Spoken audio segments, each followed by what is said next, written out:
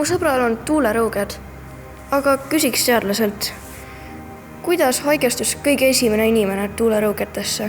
See on väga äge küsimus. Täpselt ei tea keegi, kuidas tuulerõuged meid tabasid, aga me võime seda aimata.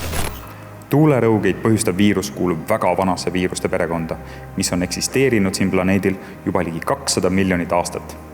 Igal loomaliigil on olnud sellest perekonnast oma viiruse versioon, mis neid nakatab.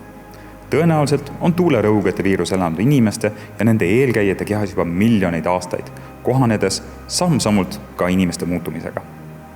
See tähendab, et see viirus arenes koos inimeste esivanematega. Üleüldse on viirused olnud maal palju kauem kui inimesed. Need on osa loodusest ja liiguvad elusolendite vahel, et niiviisi ise edasi paljuneda. Tuulerõugete viirus on selles osas meister. Ta võib püsida meie kehas märkamatult aastaid ja võib hilisemas elus taas ärgata, põhjustades näiteks vöötuatist. Kuigi viirused võivad meid haigeks teha, on nad samal ajal osa suuremast evolutsiooniloost. Nad meenutavad, et elu maal on pidevas muutumises ja et isegi haigustel on oma ajalugu, mis kulgeb koos meie omaga.